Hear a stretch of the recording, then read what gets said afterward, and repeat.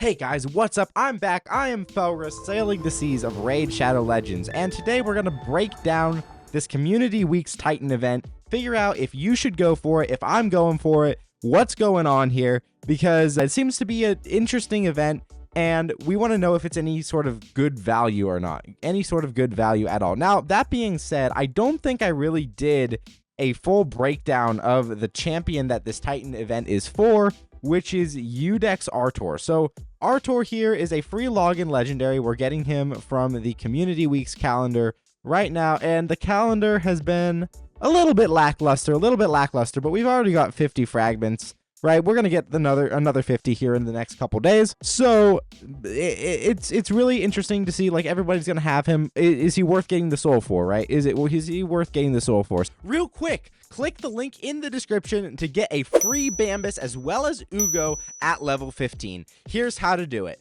Log out of Plarium Play on PC and uninstall. Click the link in the description and register with a brand new email. Launch Raid and complete the tutorial. Go to your inbox and claim your first champ. This is where you'll find your free Bambus as well as Ugo at level 15. This gives you an insane start in Raid Shadow Legends, so click that link and let's crush this together. So on the A1, he has an AoE A1, which is really cool. Attacks all enemies, heals all allies by 5% of this champion's max HP. Now, I think this champion's kit is mostly suited for Hydra, so an AoE A1 is great, especially on a free login champion. It has a really good heal as well, because you can put him in a curse set or a provoke set, and then that's just one less debuff that you have to bring from someone else's kit in your team. So for someone who's free, really good A1, right? The heal all allies by 5% of this champion's max HP. You can control the heal if you build him with high HP, which is really cool. He's just going to keep everybody healed up. Awesome. So lots of benefits to that A1 there.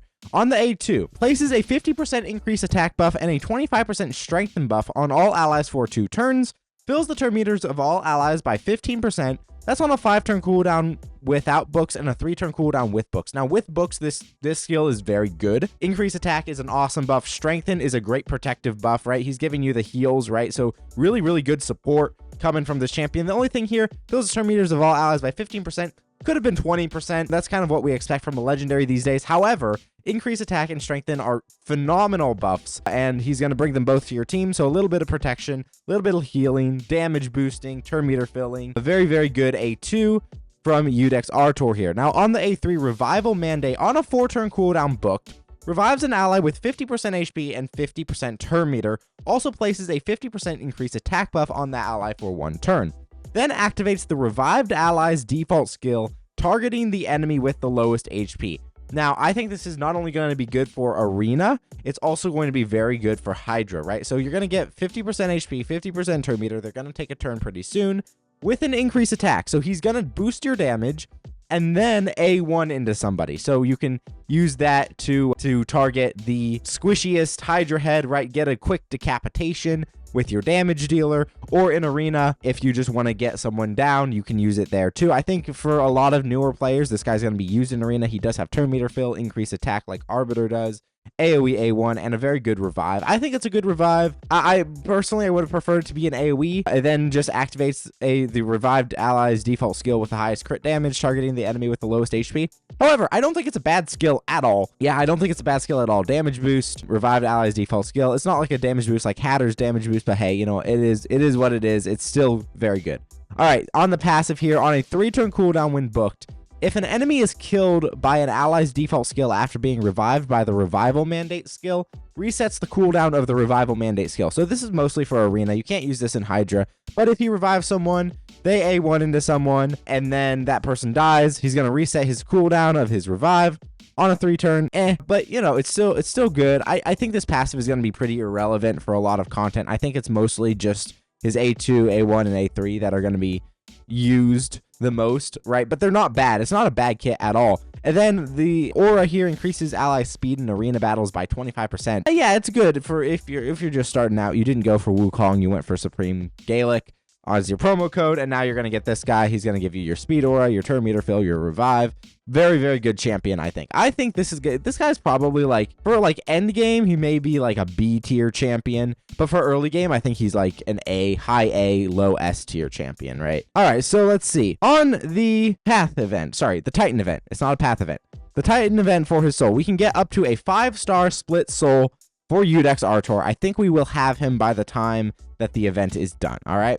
It's 1,500 points. The events are just the general events, right? The turn attacks, gear enhancement, dungeon divers, summoning events, right? The general events for a fusion, right, are for a Titan event. Now, in order to gauge if this is worth doing, we have to consider a couple things, right? We have to consider a couple things. One is, how accessible is this for people who the 5-star soul would be really good on, right? So if you're new, you really want a 5-star brimstone on someone on your team, right? So you're going to be able to get a 5-star soul and awaken him with brimstone. He does have an AoE A1, which is really good for placing that brimstone. However, I don't think the summon events will be super accessible. So if you're starting out, you have a really hard time getting shards like Sacred and Void shards, and those are the shards that you need to do a summoning event. So as far as, like, unless they do something weird with the summoning event, like, let's see. No, that's do they give us a schedule? Do they give us a schedule? No, they haven't really given us a schedule. But if they do a summoning event, and I guarantee they will, and it's expensive, right? It's gonna make a lot of people who are committed to the path spend, which isn't great if you're just starting out and you don't really know what you're doing. However, you know, it would be really hard to do this as a free-to-play player. And as for someone like me, who's farther into the game, I'm not going to be pulling my Artor, you know, immediately as soon as I get him. I don't need him for anything on my account, especially since I just got another very good reviver with a very good ally attack skill, Prisma. So I'm planning on building my Prisma, and Prisma here has a ally attack that ignores 35% defense with the ally with the highest crit damage, and then she also has a better revive as far as HP and turn meter are concerned, and she also puts an increased attack. So I don't really need him. I can use Prisma pretty much anywhere I would use him except for restricted content. So I'm not going to be fussed about pulling him. I'm going to save him for a PR CVC or something like that.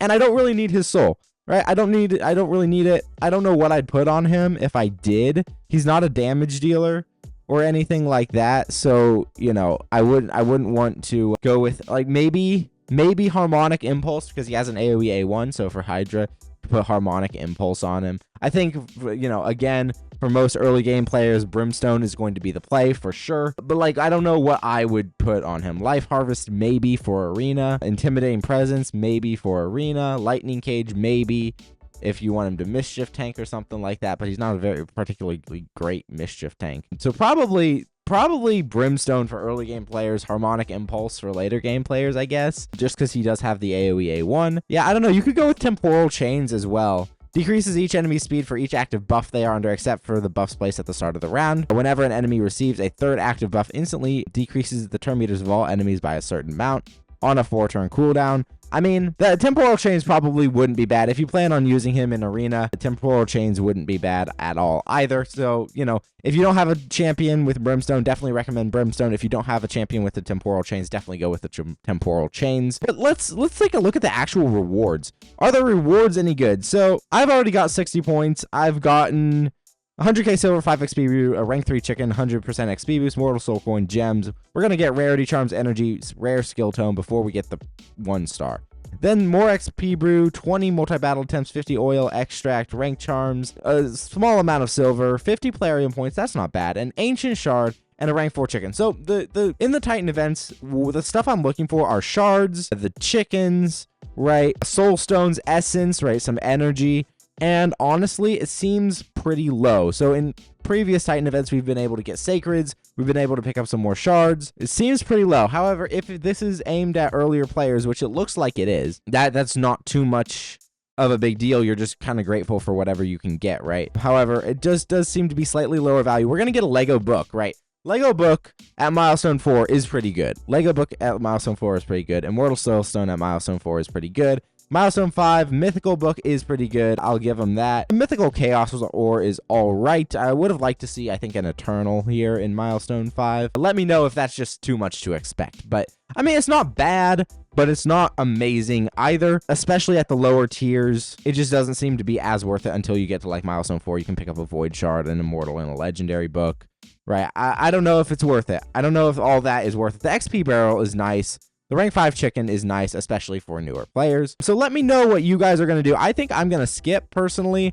I'm going to save my shards. I went bananas this past week and I did a 24-hour stream and blitzed through like all my resources. So I'm going to be saving resources for a good while to try to recover from that.